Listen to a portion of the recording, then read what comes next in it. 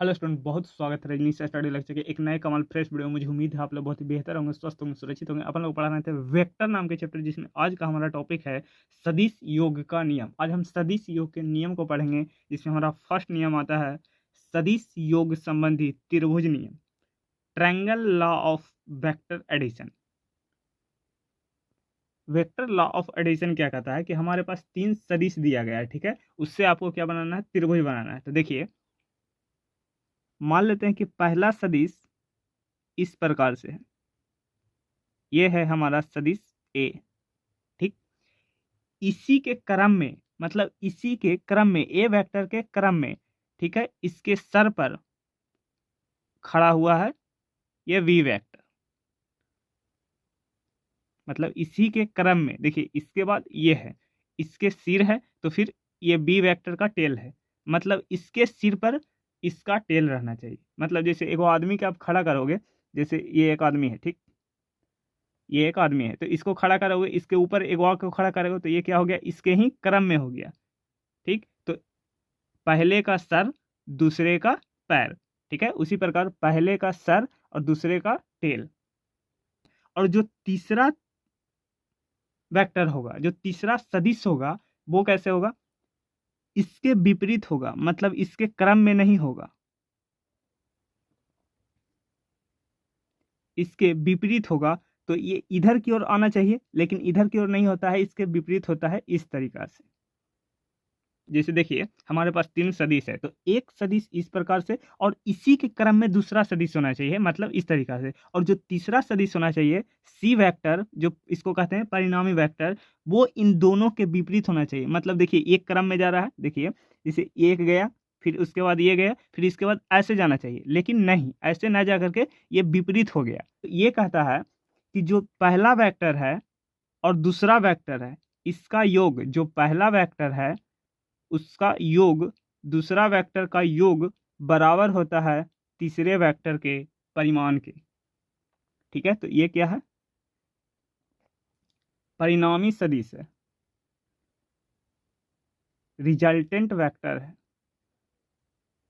Resultant vector, ठीक, परिणामी सदिश है। तो ये कहता है कि ए वेक्टर और बी वेक्टर के योग बराबर है तीसरा वेक्टर के परिमाण के। तो इसकी परिभाषा को लिखते हैं। तो देखिए, दो सदिशों को एक वेक्टर ए और एक वेक्टर बी, दो सदिशों के किसी त्रिभुज की दो भुजाओं द्वारा, किसी त्रिभुज की दो भुजाओं द्वारा, ये इसकी भुजा और ये इसकी भुजा, दो भुजाओं द्वारा परिमाण व दिशा में एक ही क्रम में प्रदर्शित किया जाए। एक ही क्रम में, देखिए इसका हेड है तो इसका टेल है, ठीक है। तो एक ही क्रम में, इसके बाद ये और इसके बाद ये, तो एक ही क्रम में प्रदर्शित किया जाए, तो उनका परिणामी सदिश, माने कि दोनों को जोड़ करके जो सदिश आए, ठीक है, जो परिणामी सदिश परिमाण और दिशा में त्रिभुज की तीसरी भुजा के द्वारा विपरीत क्रम में प्रदर्शित होता है। देखिए, दोनों सदिशों के योग के तीसरा जो वेक्टर है वो विपरीत क्रम में प्रदर्शित होता है। जैसे देखिए, मान लीजिए ये पहला वेक्टर है, ठीक, ये है पहला वेक्टर, ठीक, और ये है ए वेक्टर, और ये है दूसरा वेक्टर, ये है बी। तो तीसरा वेक्टर होगा जो इसके विपरीत होगा, इस तरीके से नहीं होगा। तो ये तो होगा तीनों एक ही क्रम में, तो इधर की ओर नहीं होगा, इधर की ओर होगा, ठीक। तो ये होता है triangle law of vector addition, सदिश योग संबंधी त्रिभुज नियम, ये होता है, ठीक है। तो इसका जो परिणाम, इसको बोलते हैं रिजल्टेंट वेक्टर। तो रिजल्टेंट वेक्टर जो आता है वो इन दोनों का योग आता है, ए वेक्टर प्लस बी वेक्टर का योग आता है, ये होता है रिजल्टेंट वेक्टर, ठीक बात है। तो एक बार आप फिर से समझ लीजिए। देखिए, पहला वेक्टर ये रहा, ये है ये वेक्टर, दूसरा वेक्टर ये रहा, और तीसरा वेक्टर जो होना चाहिए, जो इन दोनों के क्रम के विपरीत होना चाहिए। देखिए, ये दोनों एक ही क्रम में है, क्यों, क्योंकि देखिए पहला का हेड है और दूसरा का टेल है, ठीक है। तो तीसरा वेक्टर कैसे होना चाहिए, देखिए दूसरे का हेड और तीसरे का भी हेड होना चाहिए, तभी तो विपरीत होगा। तो ये होता है सदिश योग संबंधी त्रिभुज नियम, ठीक है। तो ये कहता है कि वेक्टर ए और वेक्टर बी का योग बराबर होता है सी वेक्टर के रिजल्टेंट वेक्टर के, ठीक है। तो इस पर चलिए एगो एग्जांपल कर लेते हैं। देखिए, मान लीजिए ये हमारे पास एक वेक्टर है ए, इसका परिमाण है 3 मीटर, ये एक दूसरा वेक्टर है बी वेक्टर जिसका परिमाण है 4 मीटर। तो इसको त्रिभुज योग संबंधी नियम से बताना है। ठीक है, तो त्रिभुज योग संबंधी नियम क्या कहता है आपको पता होना चाहिए, अभी अभी बताए हैं। क्या कहता है कि जो पहले वेक्टर का हेड होगा उससे दूसरा वेक्टर का टेल होगा, मतलब एक के ऊपर एक रखा होगा इस प्रकार से। ठीक है, तो ये हो जाएगा वी वेक्टर, ये हो जाएगा ए वेक्टर, इसका परिमाण है 3 मीटर और इसका परिमाण है 4 मीटर वी वेक्टर के। ठीक, पहले का हेड और दूसरे का टेल। ठीक है, तो ये हो गया। और जो तीसरा वेक्टर होना चाहिए, जो रिजल्टेंट वेक्टर होना चाहिए, वो कैसे होना चाहिए, इन दोनों के विपरीत क्रम में होना चाहिए इस प्रकार से। ठीक है, तीसरे वेक्टर का हेड और दूसरे वेक्टर का हेड दोनों मिला होना चाहिए, ये होता है त्रिभुज योग संबंधी नियम। ठीक है, तो अगर हम त्रिभुज योग संबंधी नियम से सी का परिमाण निकालेंगे, सी का परिमाण के लिए क्या करते हैं, इसको मॉड से बंद कर देते हैं, राइट।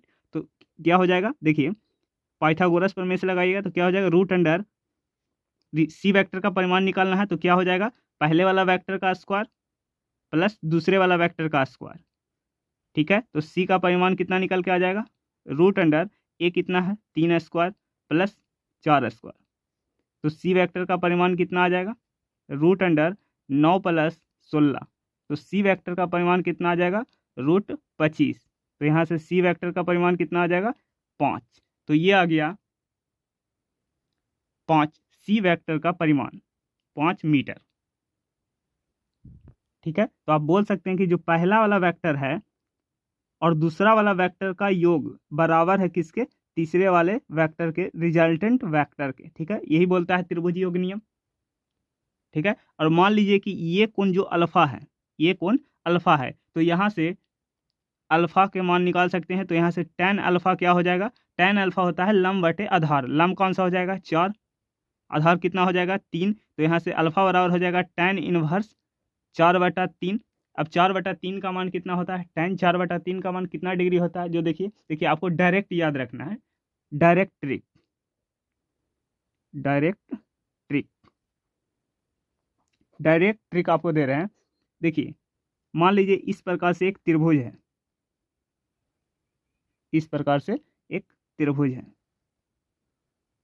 ठीक, ये कोण कितना है 90 डिग्री, और ये कोण मान लीजिए ये कोण है 53 डिग्री, और ये कोण है 37 डिग्री।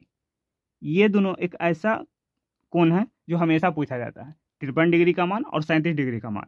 और ये है 3, 4, 5। तो यहाँ से आप निकाल सकते हैं, देखिए tan कितना 53 डिग्री का मान, तो tan 53 डिग्री का मान कितना हो जाएगा, देखिए tan थीटा बराबर होता है लंब बटे आधार, तो लंब बटे आधार, लंब कौन सा हो जाएगा, लंब हो जाएगा 4, आधार कौन सा हो जाएगा 3। तो tan 53 डिग्री का मान कितना है 4/3। देखिए जो 3 के सामने होगा, जो 3 के सामने होगा वो होगा 37 डिग्री कोण, जो 3 के सामने होगा वो होगा 37 डिग्री कोण, और जो 4 के सामने होगा वो होगा 53 डिग्री कोण। ये डायरेक्ट याद रखने का ट्रिक है। ठीक है, 3 के सामने वाला 37 डिग्री और 4 के सामने वाला 53 डिग्री। ठीक है, तो यहाँ से tan 37 डिग्री का मान भी कितना हो जाएगा, tan 37 डिग्री का मान देखिए इसके हिसाब से सोचिए, तो ये हो जाएगा, ये हो जाएगा लंब। ठीक है, और ये हो जाएगा आधार, ये हो जाएगा आधार। तो 37 डिग्री का मान कितना हो जाएगा, 37 डिग्री का मान हो जाएगा, देखिए लंब बटे आधार, तो लंब हो जाएगा 3, और आधार कौन सा हो जाएगा, आधार हो जाएगा ये, तो 3/4 हो जाएगा 37 डिग्री का मान। ठीक है, तो यहाँ से 53 डिग्री का मान कितना हो जाएगा 4/3। तो अल्फा कितना निकाल के आ गया 53 डिग्री, यानी कि ये कोण कितना हो जाएगा 53 डिग्री हो जाएगा। ठीक बात है। ठीक है, ये होता है त्रिभुज योग संबंधी नियम। ठीक है, क्या कहता है कि जो पहला वेक्टर होता है वो दूसरे वेक्टर का योग बराबर होता है तीसरे वेक्टर के रिजल्टेंट वेक्टर के। ठीक है, और इस रिजल्टेंट वेक्टर का जो मान निकल के आता है वो आता है root under a square plus b square plus 2ab cos theta. ये कल की क्लास में हम प्रूव करेंगे, जिसमें हम पढ़ लेंगे parallelogram law of vector addition, समानांतर चतुर्भुज संबंधी योग नियम। कल की क्लास में हम इसको, इस फॉर्मूले को हम लोग डिराइव करके निकालेंगे। ठीक है, इसी नियम से, त्रिभुज योग संबंधी नियम से। ठीक बात है। तो ये वीडियो कैसा लगा आपको बताना है। अगर अच्छा लगे तो वीडियो को लाइक, चैनल को सब्सक्राइब और शेयर जरूर करना है अपने दोस्तों के यहाँ, और बेल आइकन को प्रेस कर दिए ताकि डेली अपडेट आपको मिलता रहे। बाकी इसका नोट्स वगैरह सब मिल जाएगा टेलीग्राम के ऊपर, तो टेलीग्राम हमारे ज्वाइन कर लीजिए। और ये याद जरूर रखिएगा कि tan 53 डिग्री का मान होता है 4/3 और tan 37 डिग्री का मान होता है 3/4। इसको कमेंट बॉक्स में लिख करके जाना है ताकि आपको याद हो जाए। तो चलिए मिलते हैं अगले वीडियो में। बाय बाय, टेक केयर, जय हिंद।